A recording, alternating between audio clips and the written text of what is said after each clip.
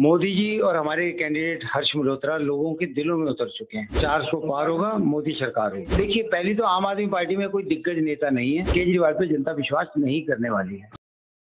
नमस्कार, आप देख रहे हैं punjabkesari.com और मैं आपके साथ संजीव। इस समय मौजूद है पूर्वी दिल्ली लोकसभा चुनाव कार्यालय पे, जहां पे हमारे साथ खास बातचीत के लिए हैं महेंद्र ओझा जी। महेंद्र ओझा जी हैं पूर्वी दिल्ली लोकसभा चुनाव के संयोजक। तो महेंद्र जी, आपका बहुत बहुत स्वागत है पंजाब केसरी में। धन्यवाद जी। ओझा जी, बात करें, इस समय चुनावी प्रचार हुए, सभी पार्टियां इस समय दबा के प्रचार कर रही है क्योंकि आगामी 25 को दिल्ली में होने वाले चुनाव। क्या लगता है पूर्वी दिल्ली का माहौल किस तरीके से है, क्योंकि आपने इतने रोड शो किए होंगे, तमाम प्रचार प्रसार किए होंगे, क्या कहना है पूर्वी दिल्ली का? देखिए, जो चुनावी प्रचार प्रसार झंडे बैनर होते हैं, ये बाहरी प्रचार है। मोदी जी और हमारे कैंडिडेट हर्ष मल्होत्रा लोगों के दिलों में उतर चुके हैं। प्रचार हमारा घरों तक, वोटर के दिलों तक पहुंचा हुआ है।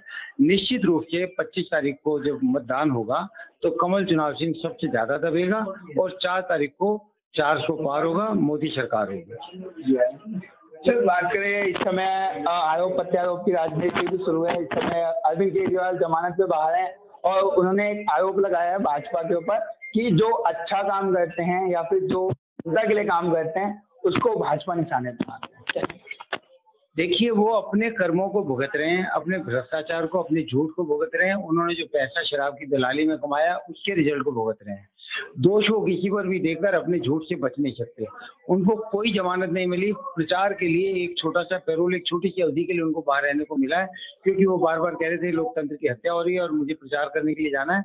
2 तारीख को उन्हें वापस सरेंडर करना है, चुनाव का प्रचार समाप्त होते। इसके बाद की बेल के ऊपर सुनवाई तब होगी और अभी इनको और इनके साथियों को, इनसे कम कर्म जिन्होंने किया, उनको भी अभी तक बेल नहीं मिली। तो इनको तो मुझे लगता है कि बेल मिलना असंभव ही है इसके बाद। एक सवाल आपसे और है कि अरविंद केजरीवाल का आरोप ये है कि इस समय आम आदमी पार्टी के दिग्गज नेताओं को निशाना बनाया जा रहा है, जैसे संजय सिंह हो गए, संजय और सत्येंद्र जैन हो गए, इसके तमाम ऐसे नेता हैं। और इस समय आपने देखा हो मनीष सिसोदिया भी जेल में, तो ऐसा उनका आरोप है। देखिए, पहली तो आम आदमी पार्टी में कोई दिग्गज नेता नहीं है। ये अवसरवादी नेता है, लालची नेता है, भ्रष्ट नेता है। अपने किए को भुगतते हैं तो राजनीति की बातें करने लगते हैं। क्या जजेज इनको ये कह रहे हैं कि आपको हम इसलिए सजा देंगे कि आपने स्कूल बनाए या कुछ और किया?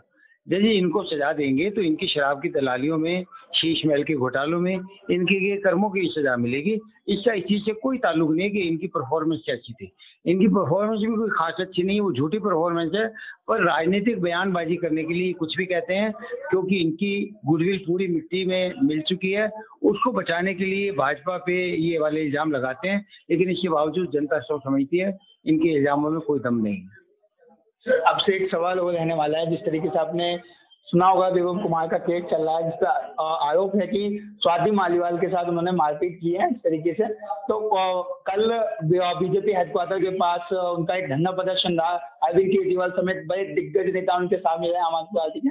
तो उन्होंने वहां पे कहा कि इस समय वैभव कुमार के साथ साथ तमाम नेताओं को निशाना बनाया जा रहा है। आपका वैभव कुमार जो केस है उसके ऊपर क्या दृष्टि है? जी, किसी भी महिला के साथ मुख्यमंत्री के आवास पर ये दुर्व्यवहार होना, खास तौर पर उस महिला के साथ जो कि राज्यसभा की सांसद है। एक जगह आपका उस पर इतना भरोसा है कि आपकी पार्टी ने उसको राज्यसभा सांसद बनाया, और दूसरी जगह आप में इतनी बेशर्मी है कि उसी महिला को आपका पीए ड्राइंग रूम में लगातार उसके साथ मार पिटाई, दुर्व्यवहार, उसके ऊपर लाते घूसे कर रहा है, और आपको ये शर्म भी नहीं है कि आप उसको बचाने के लिए आओ या तत्काल पुलिस बुलाओ।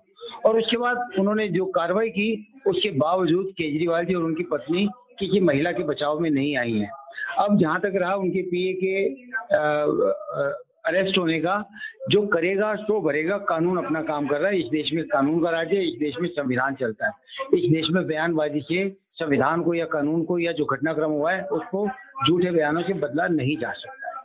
क्या लगता है इन सारे मुद्दों को लेकर से वैभव कुमार का मुद्दा है, स्वाति मालीवाल का जो आरोप है, इससे आने वाले समय में कोई चुनावी प्रभाव पड़ेगा? देखिए, महिलाओं में ये बड़ा गलत मैसेज गया है कि केजरीवाल महिलाओं के प्रति, दुर्व्यवहार के प्रति गंभीर ही नहीं है। जो बच्चियों के साथ अगर कल को कुछ दुर्व्यवहार होगा तो ये क्या इनका कलेजा पसीजेगा, जब उनके घर में, उनकी आंखों के सामने, उनके कैमरों के सामने, उनके ड्राइंग रूम में एक महिला को पीटा जा रहा है और उन्होंने उसमें इंटरव्यू नहीं किया, उस महिला की सुरक्षा के लिए कोई काम आगे नहीं बढ़ाया, कोई कदम नहीं बढ़ाया। वो आम महिलाओं की सुरक्षा क्या करेंगे। महिलाओं में बड़ा गलत मैसेज गया है। समाज में लगातार ये भ्रम टूट रहा है कि केजरीवाल कुछ भी अच्छा कर सकते हैं। उनको लगता है कि केजरीवाल ने अपने झूठे बयानों से दिल्ली की जनता को ठगा है। अब दिल्ली की जनता का भ्रम पूरी तरह टूट गया है, मोह भंग हो चुका है। केजरीवाल अब 10 चेहरे बदल ले, केजरीवाल पे जनता विश्वास नहीं करने वाली है। भाजपा कार्यकर्ता नेता है, इस समय पूरी दिल्ली से लोकसभा संयोजक भी उन्होंने बात रखी तमाम मुद्दों पे लेके, चुनावी मुद्दा हो चाहे स्वाति मालीवाल का मुद्दा हो। उन्होंने कहा कि जो महिला सुरक्षा के ऊपर ध्यान आने वाले समय में उसका पत्ता जरूर कट होगा। बाकी इन तमाम मुद्दों को लेकर आप लोगों का क्या सोचना है और साथ ही साथ महेंद्र ओझा जी के विचारों को लेकर आपका क्या सोचना है, अपनी राय जरूर हमारे साथ साझा करें। तब तक के लिए बने हैं पंजाब केसरी.com के साथ।